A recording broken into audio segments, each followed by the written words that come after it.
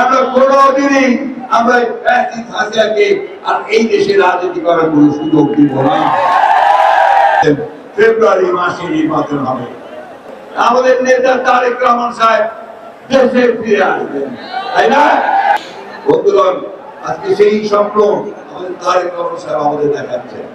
তিনি ফ্যামিলি কার্ডের কথা বলেছেন, অন্যান্য অনেক নতুন চিন্তা ভাবনা তিনি সামনে নিয়েছেন। তিনি হয়তো কিছুটা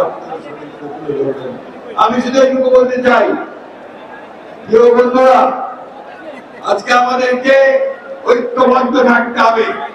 অনেক চেষ্টা করা হচ্ছে বাংলাদেশের বিভক্তি সৃষ্টি করবার।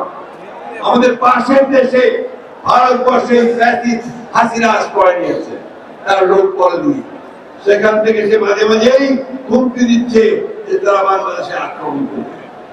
তা শুধু তাই নয়, এখানে তারা বিভিন্ন গোলযোগ সৃষ্টি করার চেষ্টা করছে।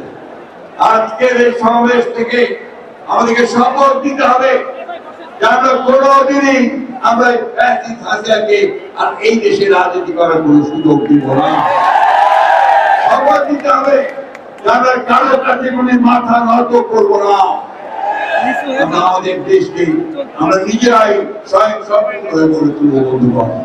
এটা নেতৃত্ব দিচ্ছেন আমাদের তারেক রহমান সাহেব। সেই পথই তিনি দেখাচ্ছেন, যে জন্য তিনি কি স্লোগান দিয়েছেন যে সবার আগে কি স্লোগান দিয়েছেন তিনি, সবার আগে বাংলাদেশ, তাই না?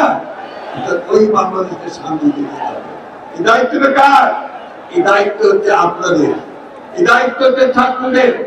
মেধা এবং বুদ্ধিমত্তার চর্চা করে সামনের দিকে এগিয়ে যেতে হবে। মেধা ছাড়া আমরা সামনে যেতে পারবো না।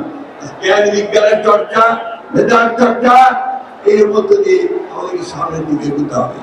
আমাদের সামনে এখন লড়াই বাংলাদেশে একটা গণতান্ত্রিক রাষ্ট্র প্রতিষ্ঠা করা।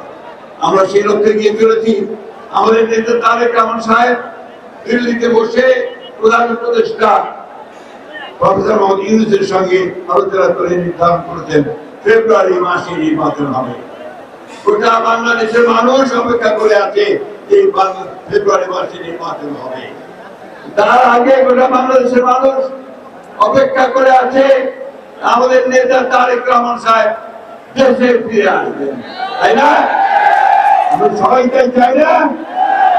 তিনি আসবেন, আমাদের নেতৃত্ব দিবেন, আমাদের পথ দেখাবেন। বন্ধুরা, আসুন।